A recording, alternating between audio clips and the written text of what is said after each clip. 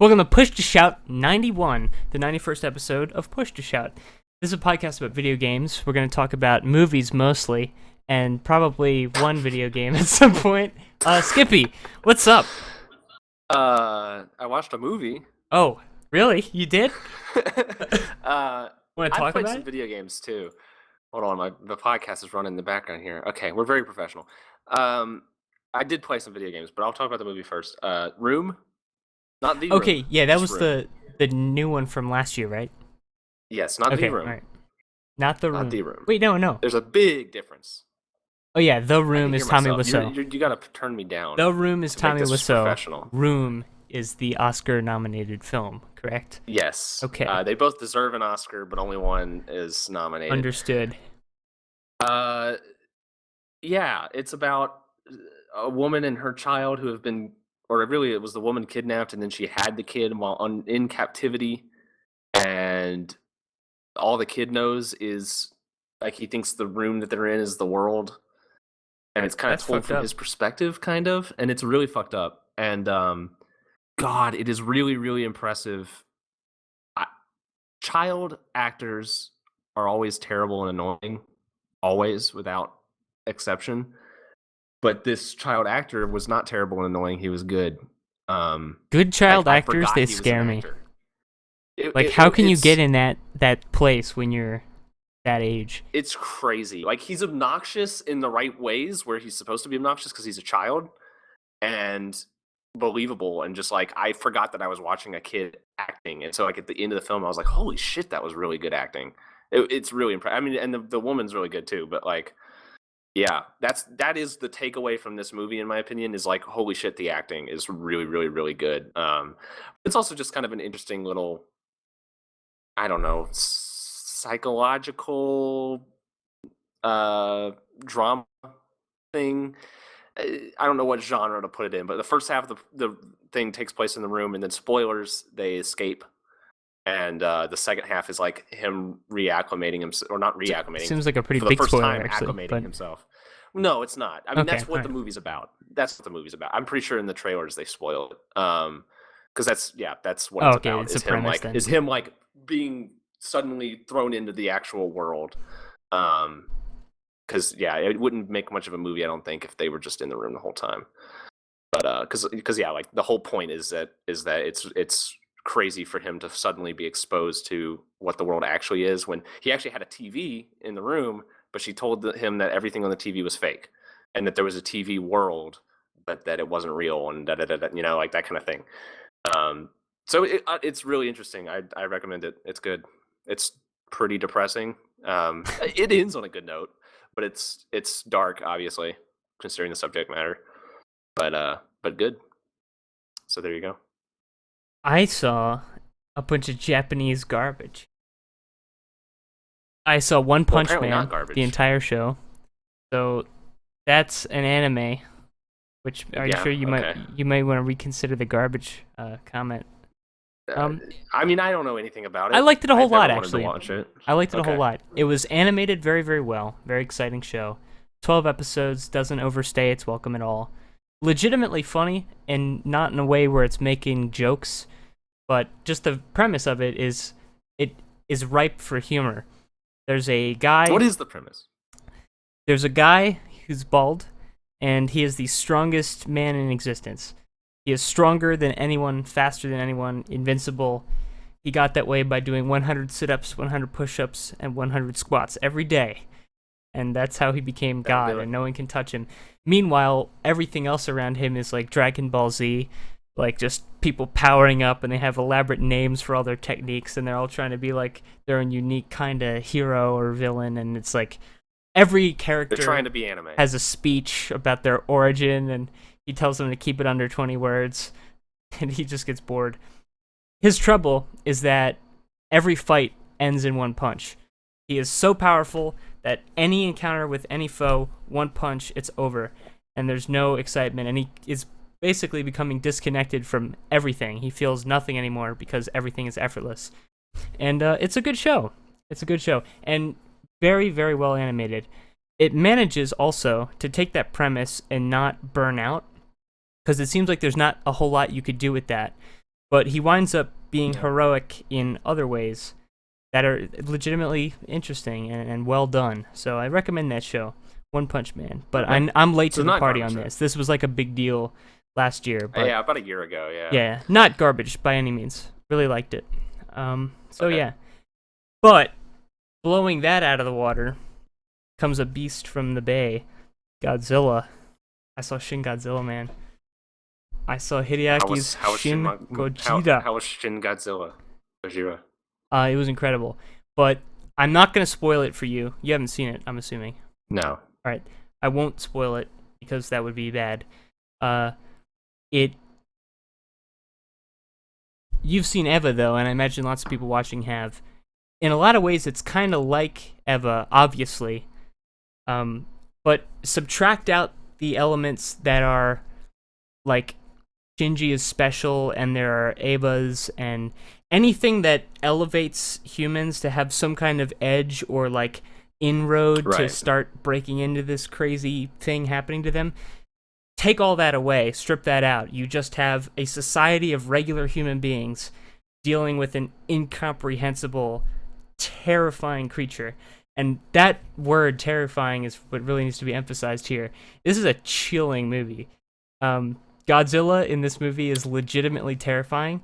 He is not like an evil creature. He just comes out of the water and he starts walking through the city. He's not wrecking shit. He's not roaring for no reason. He's just walking. But walking, for him, destroys everything around him. So it's a real problem. And I don't want to spoil where this movie goes, but it goes places. And I don't think anyone who even has a taste for Hideaki Anno or monster movies, anything like that, if you have even the slightest inclination toward that stuff, you will absolutely love this. And even if you don't, I think it's appealing enough that everybody could get into it. And it manages to be exciting all the way through, even though a lot of it are just like conversations in boardrooms and conference rooms. That's what a lot of the focus has been on. They almost treat Godzilla like a natural disaster rather than like an evil creature they're trying to fight. So they like organize evacuation plans and a bunch of different government organizations cooperating, like giving each other approval to do stuff. Eva has a lot of talk. Yeah, exactly. Yeah. There are so many direct rips from Eva, like shot for shot. There's even, this is, I guess is a minor spoiler, but it made me laugh out loud. There's a song that is directly taken from the Eva soundtrack, and you'll know it instantly. Yeah. Well, it's not the same song. No, it's definitely not. But there is a song that is almost note for note from Eva. It like breaks off slightly midway through the song, but you'll know it immediately. It's the one that goes boom, boom, boom, boom, boom, boom. But that exactly is. It's in the movie. That was ripped off. That was ripped off from the James Bond. From Russia with Love. Was it? One of the James Bond theme songs is that exact fucking. It is this. I'll show you after the podcast ends. It's the same. I mean, it's a ripoff. I think it's an homage, but like, yeah, it is that. I don't know. Maybe they have the same source. Maybe that's like some classical piece that I don't know about, but that I know that they're the same. But yeah, that's like a really noticeable one. It is too. Like the instrumentation is identical too. Like everything about it is exactly the same. But there are also like songs from the original Godzilla movies. There are completely new songs that are. They add so much to the scenes that they're used in, and I don't want to say any more than that. What if I told you I've never seen a Godzilla movie? I've never seen one either. Okay. It's the only Godzilla movie I've ever seen. Okay. I don't really have much of an interest to go see other ones either. I don't know if they could ever be this good. Bryan Cranston seemed decent. It looked interesting. It got okay reviews. But yeah, I don't know. I don't really know like what the whole appeal about Godzilla necessarily is. Even I mean, I get it, but like, it's a thing. There's so many Godzilla movies. It's insane. I read the chat during the podcast, Fishuheadzu. Sorry to interrupt you. Go ahead. You've seen a good portion of what? I've seen a good portion of. I don't know what the title is, but the one where they build the Mecha Godzilla. I've seen a good portion of it. I haven't seen the whole movie. I forgot where I saw it too, but I saw it. I remember them flying. Yeah, this is through the thing, and it was ridiculous. This is all but kinda great. hearsay about the first movie, but I heard that only the first movie really had like a sharp political angle, that the rest of them were kind of silly, but that very first one, which was less than a decade after the bombs were dropped, you know, Godzilla was a very obvious metaphor for nuclear war and destruction. And this time around, the plot is essentially the same. Godzilla comes out of the water, people have to find a way to stop him. But the angle is totally different. This time it's very much about like Fukushima, how the government responded to that, and it kind of broadens out into a less narrow, because that is a very Japan-centric issue that won't really resonate with most Western people. I mean, you get it, but it didn't happen to you, so... Right. But they also sort of take it down the road of what is Japan's place in the modern world, because the U.S. wants to like help kill Godzilla, and you know, everyone in the world, they have their eyes on Japan, and they want to kind of take that fight away. But they, you know, it goes places, and it actually has something to say, which is more than I've heard you can say from most Godzilla movies. Okay, the whole Godzilla thing is that he draws his power from electricity, right? Isn't that like the thing? No, in this one, like that's why he comes out of he's the oceans, radioactive because of the electricity. He's radioactive. Oh, okay. Yeah.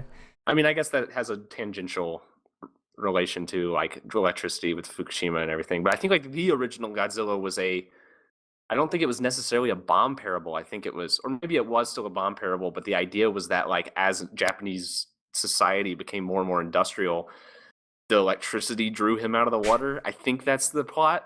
I'm not sure. We neither of us have seen Godzilla. Maybe I'm just talking out my ass. But anyway, yeah, that sounds neat. Yeah, I'd and like to see that, they waste no time. Immediately they get to the point.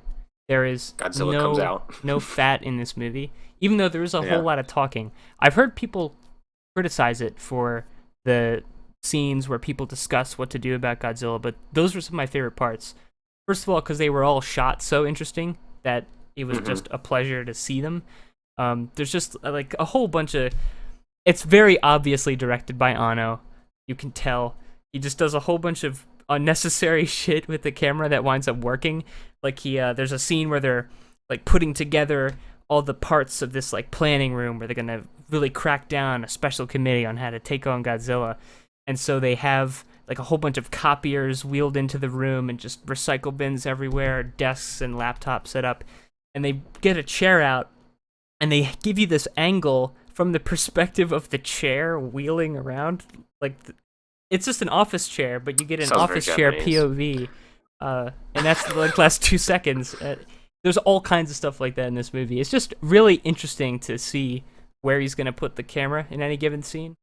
Really great time watching this movie. I always liked stuff where, as long as it's well done, the talking stuff is always like. I think a lot of people will still have that mindset. Just people have always had the mindset of, if the movie's a monster movie, that's the part I want to see, is the part with the monsters, and the talking stuff you just got to get through. But I like the talking stuff. It sounds to me like it's a non-comedic, but like the Doctor Strangelove style of like, what do we do about this problem? And I mean, Doctor Strangelove is actually a great comparison for the scenes where they're actually discussing what to do. There's lots of weighing, what does this mean for us if we choose to do this? Or but it balances all that out with some of the most spectacular action you'll see. I mean, on a technical level, it's pretty cheap, shitty CGI, not gonna lie. But they spend the money well. So there's some shots that look downright awful, like, oh my god, why would they put this in a movie? But they seem to have spent the budget in a way where they put it where it mattered.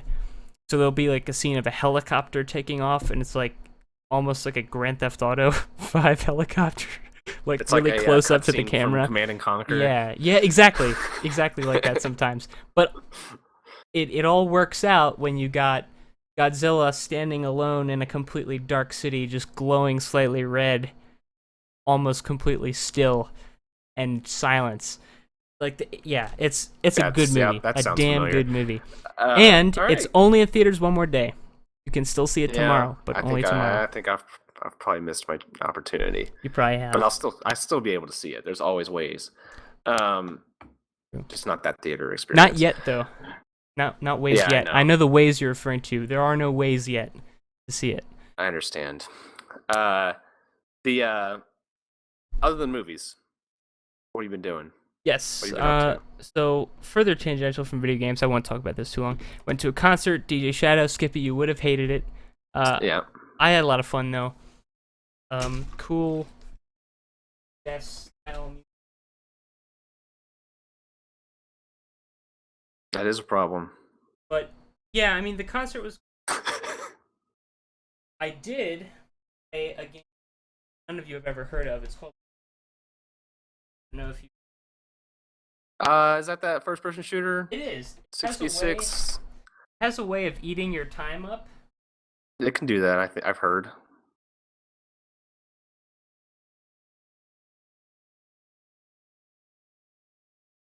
I probably Junkenstein. I think I probably played about that much as well.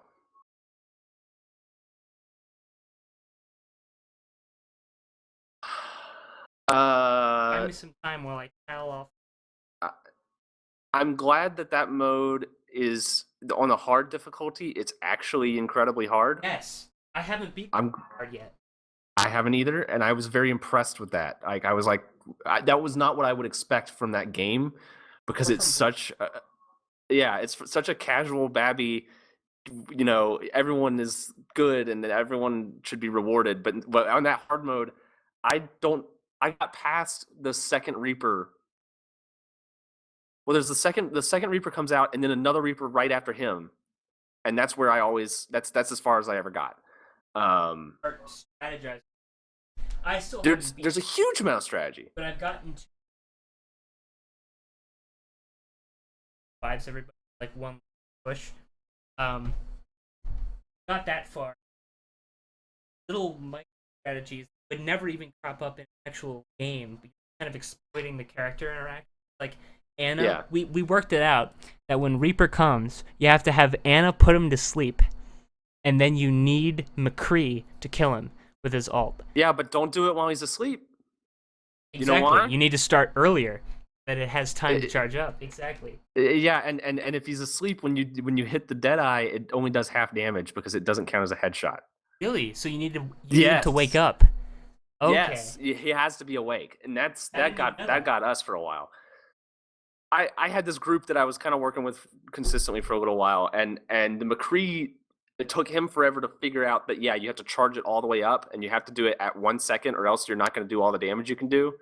And he also had a habit of hitting the McCree thing before the enemy spawned in, which means that's just a waste of damage. And he didn't understand the concept that no, you have to be aiming at their head, and it charges up damage. But that was annoying.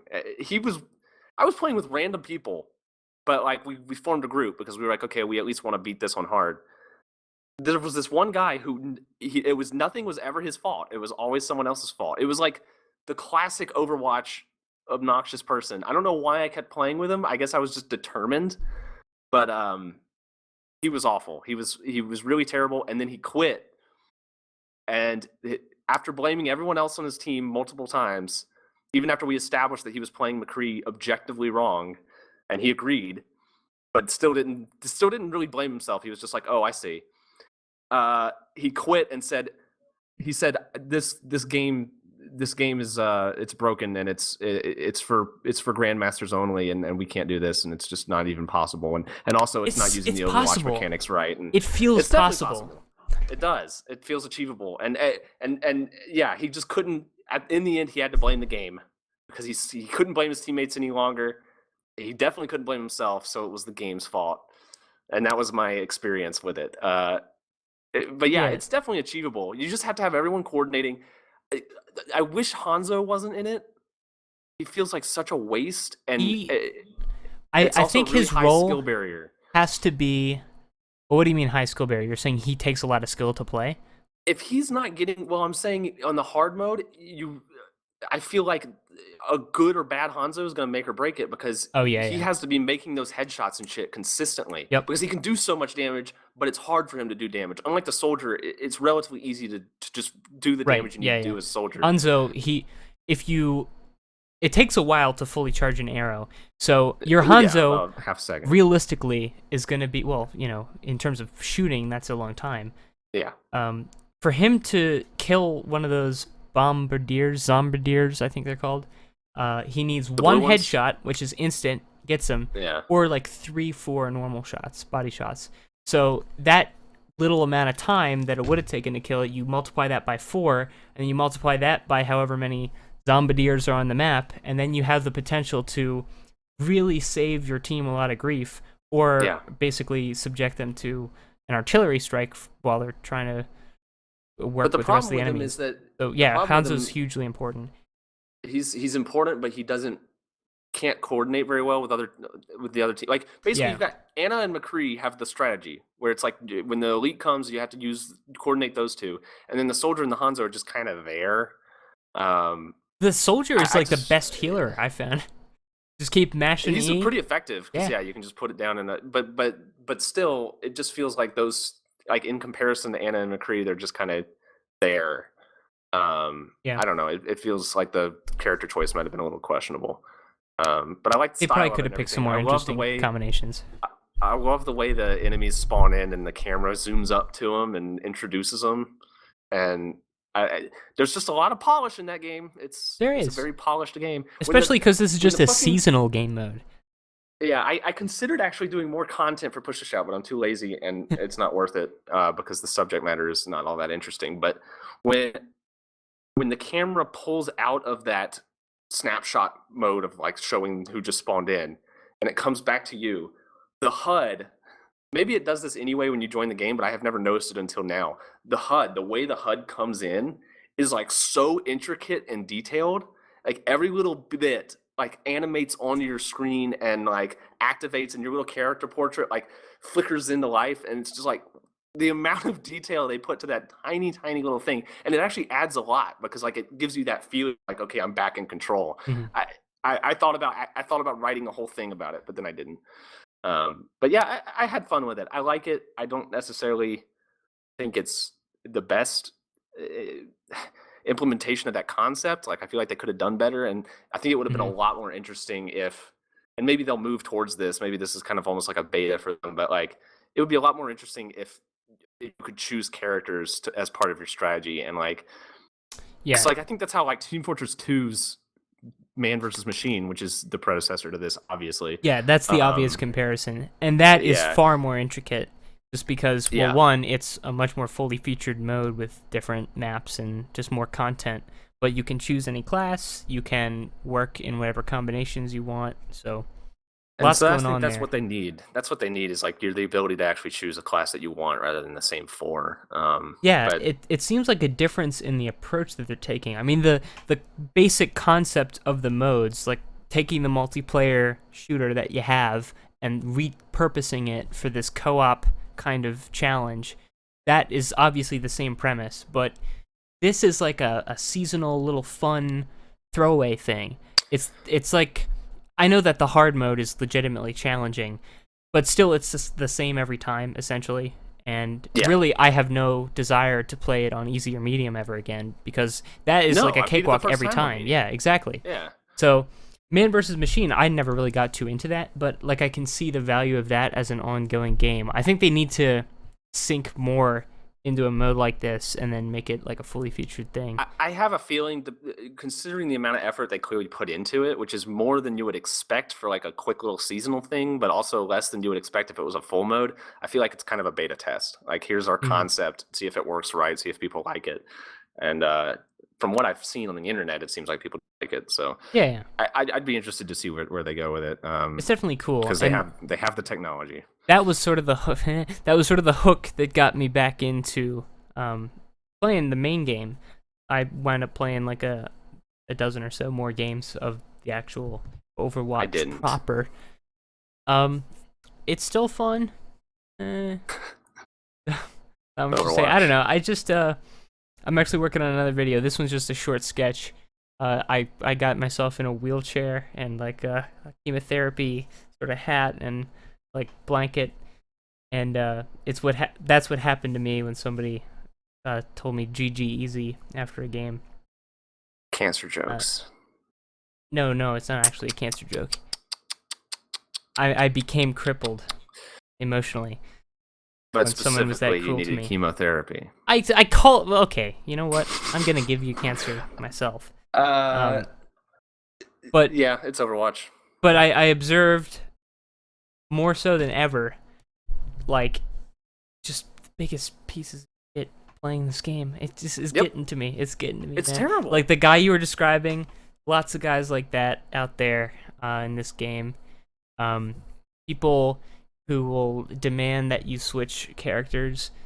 It doesn't even seem to matter who you are, or the people who instantly lock in Hanzo and just don't contribute or even make an effort to contribute.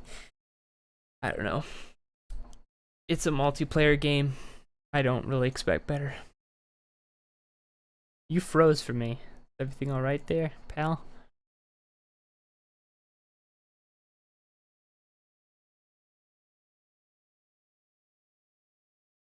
Oh. Well, Skippy's dead. Or maybe it's me who's dead. I don't know. It seems to be Skippy. Oh well. I guess I'll just keep talking about Overwatch then. I started picking up terrible habits. I am now completely self-centered whenever I play that game. I haven't played competitive in a long time, but I'll basically just if somebody's irritating me and they ask me to do something, I'll just be Mumble, really you belligerent. Yeah. I'll just be really belligerent and give them shit for no reason, just to upset them. Okay, what's up? Did you lose connection there? I'm guessing so. I can't even hear you in Mumble. This is real bad. Real dire.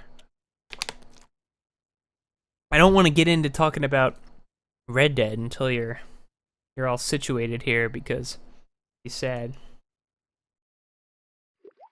But I can't hear you. You damn fool.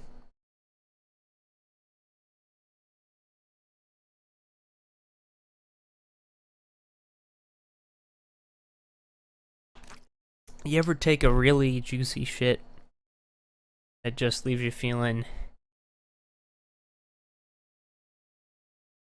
like you made something worthwhile? That's how this podcast feels right now.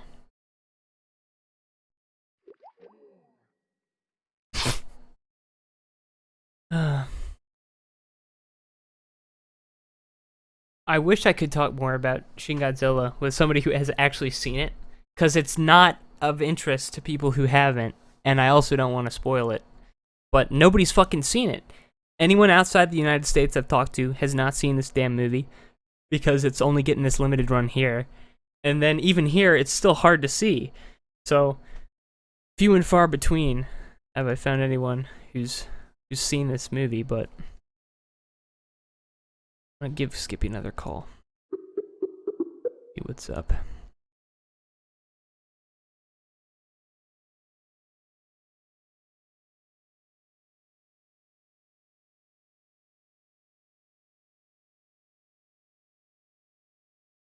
This is really disappointing.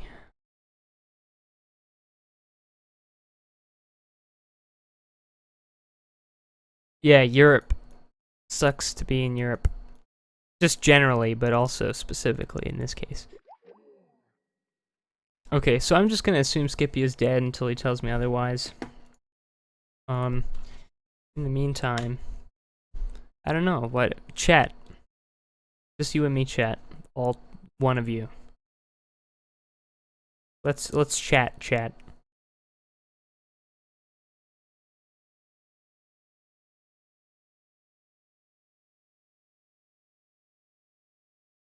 I think Skippy forgot to pay his electric bill. It cut off completely. Well, you are the expert. What's the worst place in Europe to live? Let's talk developed Europe here. Let's not go like Poland or like Turkey. Let's developed Europe, worst place, and why?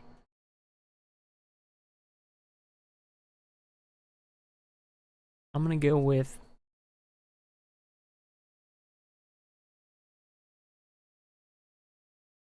Sweden's the capital world. I don't know. I don't know shit about Europe. I am gonna keep watching Monogatari. I finished Bakemonogatari. Nisei Monogatari is just a slog, honestly. It is not keeping my interest, and I don't know if it's fault. I know it's not directed by the same guy. I'm just gonna put myself up on the screen then. It's not directed by the same dude, Akiyuki Shinbo, and it shows. Like, it doesn't have really the creative juice that compelled me through Bakemonogatari. It's just generally not as well written. It seems more gimmicky. Like, it's a lot of the flair and the style that added to Bakemonogatari is, it seems like that's all that was preserved. Like, I don't know. I feel retarded today, honestly. I can't talk. I feel cloudy. Really not feeling well. Like, it's legitimately upsetting me that I couldn't talk about Shin Godzilla like a non-retard.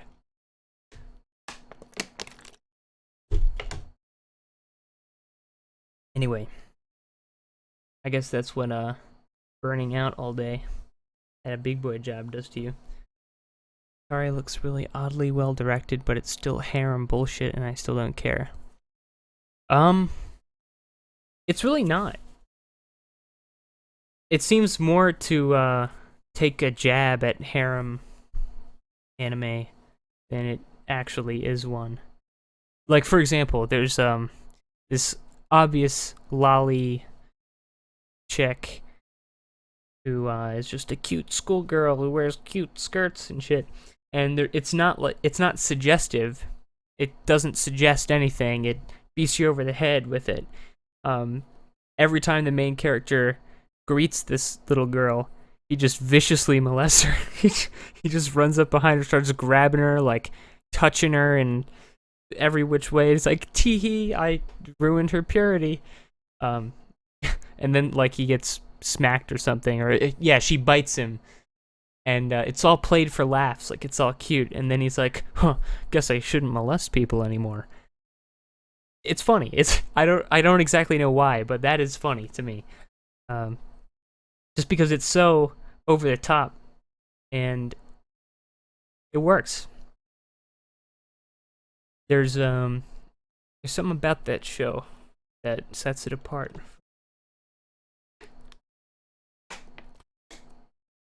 A harem deconstruction? Yeah, I could see that. I also liked for how unrealistic the rest of the show is, I liked how emotionally realistic the ending of Bakemonogatari was, where spoilers here, that other girl was in love with him the whole time, and all of his harem escapades just kept hurting her more and more, and there's no real happy ending there, but he just learns to be understanding of that and nice, as they say in the show. He just needs to be nice and be able to see that. And with that, looks like Skippy's gonna crash our anime party. And here I was, having a nice conversation with this chat about anime, and you have to show up. Here, I'm gonna have to put the webcam up. There we go. And I'll drag you in. And we golden. Hello? Hello? I only had to restart my computer like 6 times. What happened? No idea. Okay. So the left, I have 2 monitors. The left monitor went to a blue screen that I've never seen before that said something went wrong and we're sending an error report. And then that counted up to 100% and the computer restarted. And then when it restarted, the internet connected for a second and we connected the call and everything. And then it disconnected. And then when it disconnected, I couldn't close out of Chrome. I also couldn't hang up the call, even though the call wasn't connected anymore. I couldn't access my internet options. Everything was locked up. And then I had to restart like 2 or 3 more times to get all that shit working for some reason. So hopefully it'll keep working. I don't know what's going on. I don't know. How was hosting the podcast alone? How did that go? We talked about anime, Oh, God. so that's how it went. But I managed to get out of that weird, muddy place that my head was in. I don't know. I was having trouble talking about anything, and I think I got it back. I got the spark back. So let's roll. Okay. I think I have another video game to talk about. Do you? Yes, I do. What? Yes. I love my Sims. Yep. Flight Sims, The Sims. My latest thing has been a flight sim. I downloaded the free version of DCS World. Well, the whole thing's free, but you have to pay for the individual modules depending on what plane or helicopter or whatever you want. But it comes with 2 free ones: the P-51 Mustang, which is a World War II fighter, and the Su-17, a Russian jet. This means nothing to me. From like the Cold War. Okay, Well, now anyway, it does. Yeah. I thought you were going to keep listing letters and numbers. DCS is primarily known for the A-10. You know what that is? No. You know that plane? And then it shoots the big gun on the front. People who know will That's know okay. what I'm talking about. It's a Big it's a plane, big lots of bomber firepower. plane. Okay. It has a giant minigun on the front. The Vulcan Raven carries the minigun that the A-10 uses. How about Okay. now? Now do you know what I'm talking about? I mean, a Metal big. Gear I Solid, I got the big gun part. It's a big gun, and that's what they're primarily known for. Because what they did, these game developers developed the simulator that they use to train pilots. The military uses to train pilots, and they made a deal with the government. They said, "Hey, what if we make a video game out of this? Can we do that?" And the government apparently said yes. I mean, they probably changed some stuff and kept some stuff classified and whatnot, but basically, it is a full simulator of the entire plane. All of the systems and subsystems, everything is simulated. You get in the cockpit, every single switch and knob and button all do How do you something. control it? You click on the button. Like, what do you do? You can, so like, if you've only got a mouse and keyboard, you have to move the camera around with like the numpad and click with your mouse, which is pretty inconvenient, obviously. But if you have a joystick, then you would use the joystick in conjunction with a keyboard and mouse and set keybinds. Well, the keybinds are already set, but you can set them yourself if you want. But set keybinds for the stuff that you use a lot, so that you're not having to look down and actually like click them with your mouse. But you fly the plane with a joystick and use keybinds for everything else, and you're good to go. But there has in an actual plane like that, there has to be more knobs and switches than there are keys on a keyboard. Oh yeah, sure. But I mean, you can always do like control and then a key, and then control shift and a key, and key, and left alt and a key, and right alt and a key. And there's plenty. They figured out a way. Plus, you're not using most of those switches are like so rare that you use them that you can afford to just look at them and click them.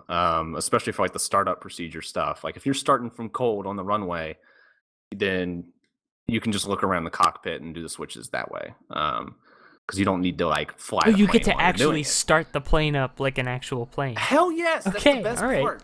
That's the fucking best part because I haven't played it yet, and I want to.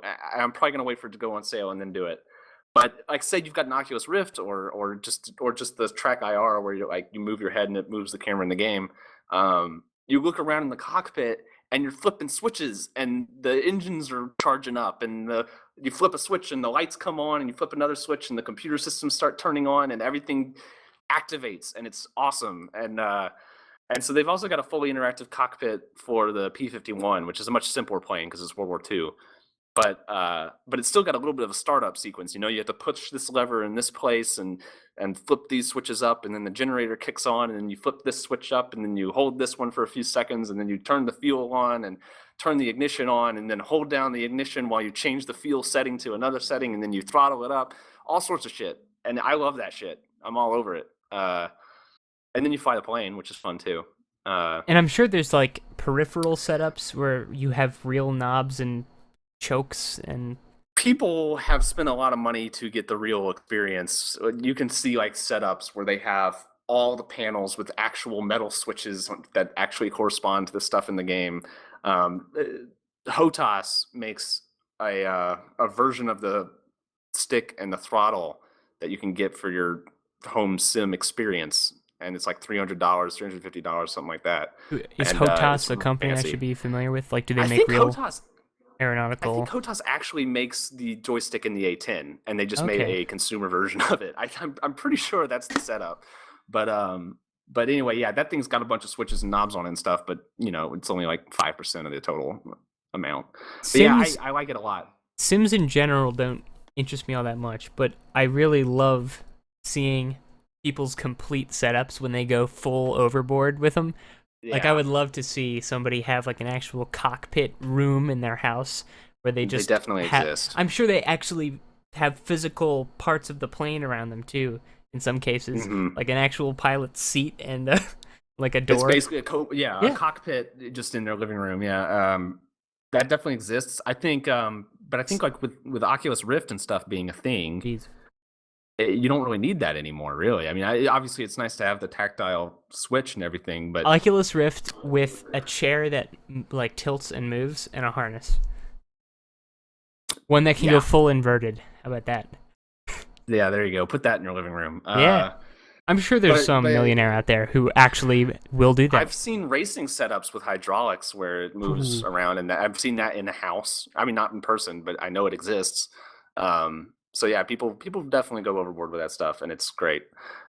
In fact, I was looking at videos and stuff of the DCS thing. I kind of went down a rabbit hole on YouTube, and there's a very large flight sim community that subscribe to online services that have air traffic controllers where they do air traffic control in the game.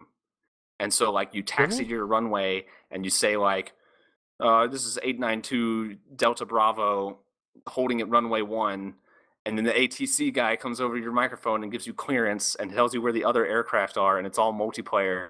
They get serious with that shit. They'll fly in formation and stuff. Who and wants they'll to have be the each other on the air radios. traffic controller? I think they get paid to do it. I think that you pay for the service and they get paid to do it. Yeah, I think they're actual air traffic controllers that do that as a job. Yeah. Oh. Yeah. That's nutty. It's some serious shit. Yeah. And I could never do that. I could never get that into it. But it's awesome. I love that. I appreciate some people do that. I bet a similar thing exists for Train Simulator, and I bet it's even crazier. God, there must be it's people, Train Simulator, and it has to. Freelance foamers. I don't even know what you would call people who manage. I don't know the lingo. The flow of metropolitan train traffic. I know is foamers. Foamers are the guys who stand next to the train. Yeah, foamers is what the train people use as a term to talk about the autistic people that take pictures of their trains when they go by. They say, "Oh, there's a foamer coming up." What is it? Does it stand for something? Oh, a foam. Okay. Yeah. Is that real lingo that people use? That's real lingo. I know someone who worked as a train conductor and stuff, and he was like, "Oh yeah, foamers." I was like talking about like a funny video of look up New York train guy and the first result. New York train guy. Okay. You will not be disappointed by that video. But that's a foamer. It's a foamer. It's a thing. To me, it kind of seems like people who use the word foamer are probably part foamer, just to be in that much to know. Yeah. They're actually they're doing that 8 hours a day because they're being paid to do it, and it's their career. So they're allowed to use their lingo. And the flight sim people, maybe not so much. Although I think a huge amount of them, maybe all of them, are actual pilots to some degree, and they just can't get enough of it, so they have to go home and do it. It's probably a lot safer. It obviously is a lot safer than flying a real plane. Recreational, or a whole lot cheaper too. Even if you go all in, it's still a whole lot cheaper, obviously. But I think also I saw a very short 10-minute documentary. I couldn't tell you what it's called, but it was about the community that is built around LAX air traffic controllers, where they actually live in a parking lot. They have a bunch of campers and shit, and they basically live in they have homes. But for their work days, they'll live in the parking lot. And a bunch of them have full setups in their rigs, computer rigs, in their campers, and they play flight sims and stuff in there. It's a thing. That is I've gone down a intense. lot of YouTube holes, Okay. and this is where I end up. On a similar note, it seems like trains have something about them, much like Shadow the Hedgehog or Pokemon, that You're not wrong. attract the same group. You know what I'm talking about, right? Like Yes. kind of high functioning autism. What do you think that is? Like, what is it about trains specifically? Is it the order I think of it all? Like they follow I around a think there's a few track and there's things. machines? Yes, I think that's one. So trains. I've thought about this. I was actually talking about this with someone last night. Trains. I think there's a few factors that go in that make the perfect storm. I don't know. I couldn't tell you why Sonic. Maybe a couple reasons, but Sonic. I don't understand how that became a thing. But at least trains. You've got the order where it's like timetables, tracks, schedules, rules, speed zones, all that stuff. You have to know the Physics. signs. I mean, it is perfect for autism. And then on top of that, you're running this giant machine that has an insane amount of power and weight and is just like a behemoth and kind of an amazing feat of technology. And it's a very complicated piece of technology too when you talk about the train engine, and there's a huge variety of them, and then they all have numbers associated to them. I just think it's the perfect storm. Okay. And And I could see I think that Pokemon it's being that way too, with just all the numbers on numbers.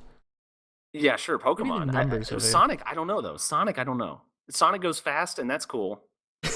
But I can't really explain it. but Maybe that's just a complete stereotype. I mean, they might not be the same sort of I autism think they're the same spectrum sort, but conditions. might not necessarily be they might not be overlapping in the Venn diagram, but they're definitely the same sort of people. But then you don't get that many of those kind of people. Like you look up flight sim videos, and the people are really sociable. They talk with each other. They're Yeah. always on in communicate, and they're normal people with a very specific, crazy hobby. Flight Um, sims, I guess I think if flight you're sims playing a flight require sim, then you actually need to fly the plane. A train yeah, I think it sim, requires you're such a high not level of entry. exactly. What kind of train piloting do you really need to do? I mean, it's mainly setting everything up and it's the actual act of moving the train forward is not all that complicated. It's not very complicated. I'm sure that they would argue otherwise, but I don't think it's quite like starting up and flying a plane. Uh, Yeah, just a little bit different. th- this is yeah. We're But psychologists, and this is all expert opinions. So now in these flight quote us sims, in your journal. this is what I'm interested in a little bit because I've never played a flight sim. Well, I actually have played like Microsoft Flight Simulator X and crashed into the ground immediately. Played it again. Sure. But where do you fly? Where do you go? It depends. So in DCS, it stands for Digital Combat Simulator. So obviously you can do missions and stuff, and that kind of opens up a huge world of like where do you go, what do you do, and that's kind of the stuff I'm more interested in because having an actual mission is way more interesting than usually with flight sims. People are just setting a course. They're saying I'm going from this airport to this airport, and they just fly it, and it's a 20-minute flight or whatever. I think what a lot of the times they do is they set little challenges for themselves. Like they'll say, I'm just going to use instruments this whole flight instead of trying to visually find the runway. I'm going to set my route and do it by the instruments. And maybe they'll even make a low cloud level where you can't see the ground. And Oh, okay, so, so you can like play with the weather conditions and all that. yeah, That yeah, must be yeah. cool. You can make a nighttime thing, which makes it more challenging, that kind of thing. That okay, But for the most part, I could see that as being like a really cool challenge if I was into this kind of thing. yeah, Like set the visibility very low, rain, definitely. wind, all your instruments failed. Now land on that runway there. Exactly, and that's kind of what I like to do with the traditional flight sims. I mean, I haven't played them a ton, but I can fly a plane. You know, I know the basics, and what I would generally do is say like, okay, my left engine went out. What do I do? And that's more fun than just flying from. I think why a lot of them like the airport to air. This is a different kind of psychology, but we're going to delve into this too. I think they like the airport to airport stuff because it's routine. And I think pilots love their routines. They love to go through their checklist, make sure everything's proper, follow the procedure, and do their little routine and do it perfectly. And if they mess up anything, it bothers them immensely. And I think they're all perfectionists, you know. And so like having a successful airport to airport thing where your landing was perfect and you didn't screw anything up and you communicated your stuff to the ATC all correctly. I think that that's part of the appeal. Not to interrupt, but somebody in the chat actually made a valuable contribution to this conversation, believe it or not. They cracked the code on why Sonic is so popular among autistic people.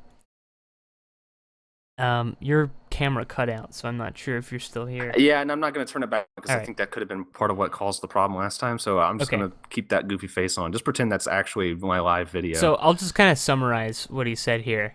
He says it's the same reason that Homestuck, My Little Pony, and Toho are also huge with autistic people, because they're very colorful characters with barely defined personalities other than being the fast one or the tough one, and they let people project anything they want without being out of character.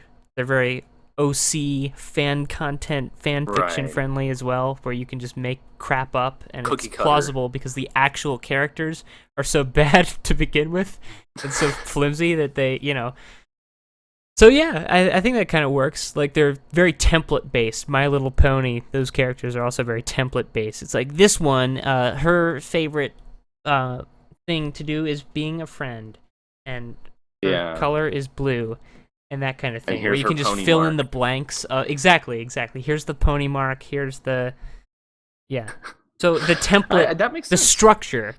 Sonic OC is very structured. And so is My Little Pony, and so are trains. So I think we've I also think found our unified theory of everything autism. Specifically with My Little Pony, I think also the very, very, very simplistic morals. Yeah, that too. Same with Sonic. Is like if you have a social disorder, then it's perfect to have like these very, very easily defined characters, and like exactly what their motivations are and how they're feeling, and what their relationships are with each other, because it's all so simplistic. No, it's for children. You're completely wrong, because Shadow the Hedgehog is such a morally complex character. You will never understand him. You will never understand his deep inner darkness. That's true. I didn't think about that. Theory broken. Yeah, but thank you, Dead Star Paradise. I think that actually is that was very insightful. This is a very insightful master of a podcast. I've talked a lot about autistic people tonight. This is not meant to be disrespectful. It's it's something you can see. I think we both know very many autistic people, and we love them very much. Yeah, Skippy, love you. I love myself too, though. I'm a strong proponent of self-love, if you know what I mean. So I think we're all in this together here. Do you want to talk about our one piece of news? Do you want to just get down I think to we it should. before this thing breaks again? Yeah. So, big hap here. I guess a big hap. I think everyone knew it was coming. I think it's a big hap. Because when was the question? Now it's about the right time. You go for it. Rockstar has been posting cryptic pictures on their Twitter. The first depicting their Rockstar logo on a red background, black on a red background, which instantly draws to mind Red Dead. And then the second one was very obviously Red Dead Redemption, not Red Dead Redemption necessarily, but Red Dead whatever. Cowboy hats, revolvers, etc. So obviously they're coming out with a new Red Dead game, or at the very least, making a PC port at long last. That's really where the question is for me right now. I think it's pretty obvious they're making a new one. I don't think they would do this if it was just a remaster. But I really hope that they go for the 1-2 punch. I hope they go Companies have teased like this before and then turned out to be a remaster, which I guess that's true, but Rockstar seems to know this stuff better. Yeah, you're right. I think you're right. I think it's a They sequel, know better than to do that. I'm still shocked that Sony had their press conference where they started the Crash Bandicoot music and they made the stage look like Crash Bandicoot, and they came out and they announced Crash Bandicoot remasters and Crash Bandicoot skins for Skylanders. That they could do that and think that would go over well. Anyway, probably another new Red Dead. I'm staying pessimistic. I'm not getting my hopes up. I don't think that there'll be a PC port of Red Dead Redemption to come along with this. I think they're going to do the exact same thing they did with GTA 5, and we're going to be either a year or two out from the release. It's going to come out on PC, and we're going to have to buy it again. I think... Okay, I'm going to play the other side here. I think that Rockstar has figured out how to do PC, I think they put a lot of work into that GTA 5 port, and they're not Boy, gonna. did they. Yeah, and I don't think they're gonna have to completely duplicate their efforts. I'm not sure what the state of like Red Dead Redemption. There was talk that because Rockstar San Diego, the studio that made Red Dead Redemption, closed, that it would be just a monumental undertaking to try to port that to Yeah, PC. there's a lot of conjecture around why you can't bring it Right. to PC. Exactly, but nobody really knows. So Yeah. my hope, I guess, I don't know if it's really a suspicion, more just me hoping this is true, that they've put something together, some kind of framework for the PC where it's possible for them to remaster that way without duplicating much effort and without costing them all that much. So I think they would love to sell people Red Dead Redemption for $60, and I bet you that that's going to be huge on PS4 and Xbox One and PC. They would do it for every next gen console, just like GTA 5. So that, I think they would love to make some money there for sure. So I guess it's the optimistic cynic here saying I hope that they are remastering it, because it would make sense. But it would make sense. On top of that, I'm pretty excited to see what the sequel is. I wonder what they're gonna do with it, because they're probably. Here's what I think, and this is based off of a very short amount of speculation I read. People are saying it's probably going to be a prequel, and it's going to follow the gang that John Marston was in. Probably not centered around John Marston, because that's not Rockstar's style to like carry over a character. But that it would be his gang, 10, 20 years in the past. I don't think they would. It can't be a sequel, because the West. Well, right, yeah, the West is dying in Red Dead In Redemption. like 1911, and like the fact that they even made it look like a Western was a stretch of history. It didn't really make sense, but yeah, that far west, it kind of did. It was such a. It felt like you were really on the border of not just the country, but of the time. Story. Yeah, it all fit so well. I really hope that they have some kind of similarly compelling setting, because Red Dead Redemption would not be as interesting as it was if not for it happening like at the dying death rattles of the West. Yeah, it was a legitimately interesting setting, and everything kind of circled around that idea that it's the world's changing and John Marston's being left behind. But I mean, they obviously can't do that again. They did it. Right. It's done. And if you make it a sequel, the world has changed to the point where making it a Western would be weird. Yeah. I think unless it was a sequel that took place like a year after. But even then, like I said, like they were already stretching the limits of history there with you're at the very end. So I don't know. I think it will be a prequel. And I don't think it'll feature like I say prequel. I don't think it'll be very, very tangentially related to the Red Dead Redemption plotline, because that's how they do GTA games. It's like every once in a while there'll be a cameo character that carries over, but like it might as well be a completely different world. You want my out there stretch prediction? Okay, here's a prediction for you. It'll be like a Grand Tetons kind of setting, almost like those winter parts in Django. Or Hateful Eight, something like that. I think they might do it'll still be Western, but it might be in like a mountain setting. It won't be tumbleweeds skipping across the Great Plains of the Southwest. Fucking amazing. You know what? I'm putting a hedge there. I don't know if I'm putting all my chips there, but I'm hedging that. I mean, but the counter to that is that Red Dead Redemption, the world was so constricted that was part of the world. It was a very small part of it. But remember, there was a mountain with snow on it and pine trees and stuff.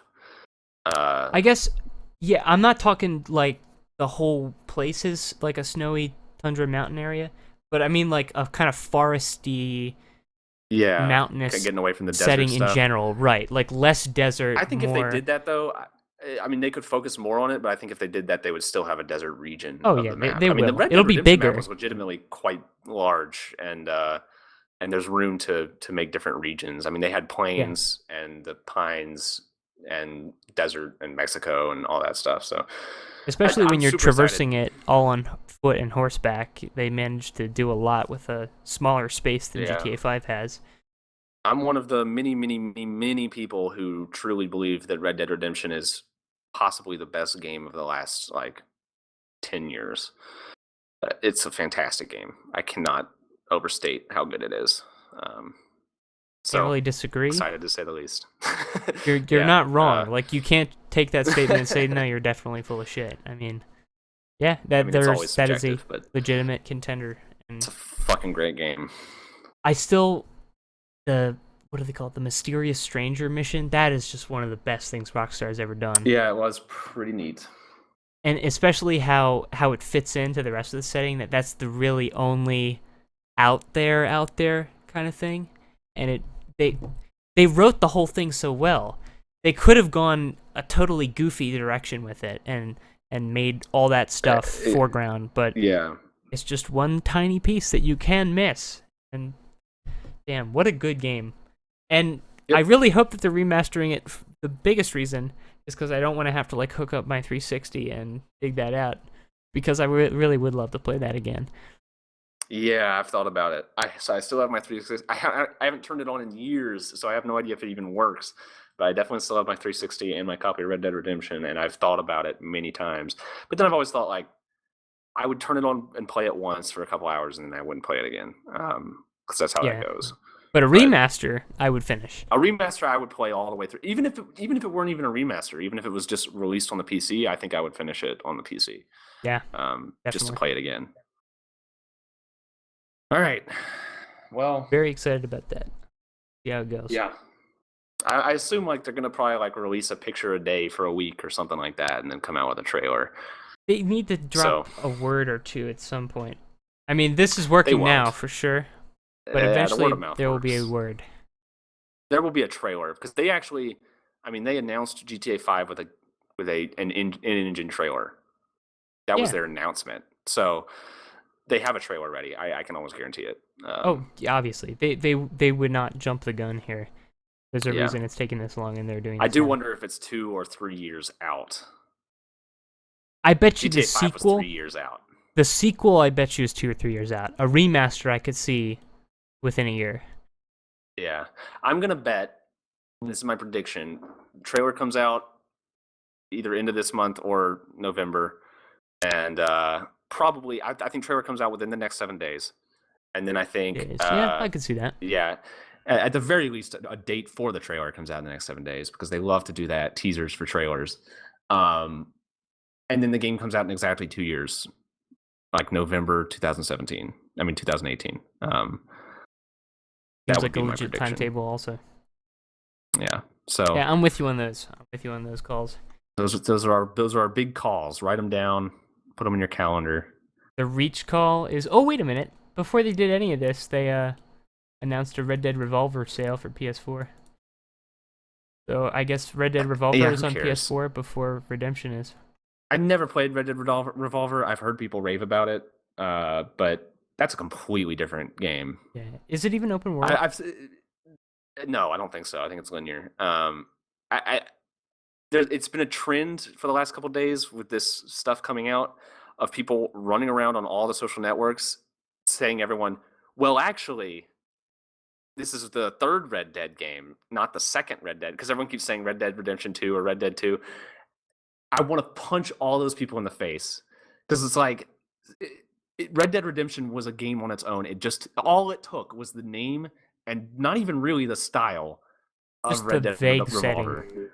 Yeah, the design of the main Western. character. It's a Western too. with the name Red Dead, and that's it. That's where your similarities begin and end. I'm looking at some of these screenshots. This seems to be a game about shooting people as a cowboy. There are bosses with health bars. Yes, you do. Pig Josh. You shoot a lot of people. I think there is like a Deadeye system of some sort in it. Like I think you shoot hats off of people, or you shoot them in the head all in a row, or something like that. So I think there might have been a predecessor to Deadeye or whatever. But I remember when that game came out, and people were kind of like, it wasn't a universally acclaimed game or anything, but like people were kind of excited about it because it was something pretty different. I mean, a Western, and the gameplay was kind of weird, I guess. What is that? What did you That is an actual screenshot. I'm going to put it up on the stream here too. That is an actual screenshot from Red Dead Revolver. Is it like a dummy? Yeah, he's Manny Quinn. There he is, the official But mascot of Red Dead 3. And I think it might have been like a comedic kind of game too. But I mean, judging by that screenshot, but Yeah, no, in it's just general, very I think- obviously a much different game from Redemption, and I haven't played it, but almost definitely inferior. I mean, not to its fault. It is definitely, almost definitely an inferior game. But yeah, Red Dead Redemption was just amazing. So yeah, that's exciting. I'm really really excited. So If they ending- announce a PC port, it will be like Last Guardian was a pretty big deal, but I got into Shadow of the Colossus very late, like in the last few years. Metal Gear Solid 5 was a big deal, but that's another one where I got in really late. Shenmue I don't care about, so this would be on that level of like, holy shit, it's finally happening for me. Like Red Dead Redemption on PC is something I have waited for since the day it came out, and it could happen. It is within reach, but I'm not expecting anything. I'm just being hopefully. You have to let yourself be disappointed, Skip. Otherwise, you'll never be happy. I'm still recovering from Metal Gear Solid 5, so. Yeah, well, on there is no recovery from that. No, there isn't. They're just permanently scarred. But on that controversial note, that Red Dead Redemption is a good game, I think that about exhausts the haps this week, unless you can think of anything else. Nope. Oh, here's one thing that I just have to mention because it's fucking absurd. You know the Smash Summit? That tournament? It's a Smash tournament. I know and it's an invitational tournament. It's put on by this esports group called Beyond the Summit, and they do this event for other esports like League of Legends and Dota and stuff. And they've been doing that for years. Just recently started doing it with Smash. And there's always a sponsor at these events. And you know the kind of attitude that esports has. They don't want to say the fuck word on stream, and they try to, they have a keep it clean kind of thing going on generally. That's also been true. Be a little edgy. They can, but it's always like kind of restrained. And Smash Esports is that way too. Right, exactly.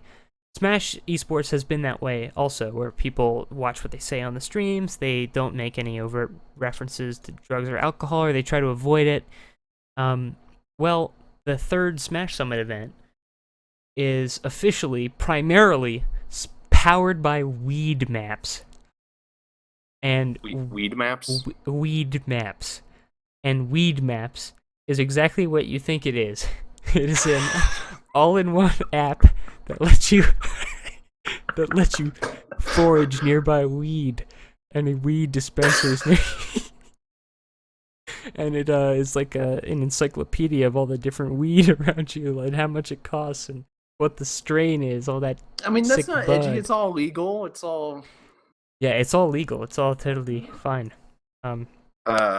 Yeah, that's. It's very funny, cool. especially because, like, the Smash community in particular has tried to avoid that kind of thing, but they must have got offered a shit ton of money or something, because last time they were pretty embarrassingly sponsored by an energy drink that was like just some electrolyte kind of scam. They call it like brain fuel or some terrible thing like that, and they were pimping it every 3 seconds. Like, they have one big sponsor at these events, and this time it's weed maps. So yeah, someone in chat mentioned Brazzers. They did sponsor an esports team. They really? Or are continuing to. There's I don't remember what sport it was. I think it's YouPorn.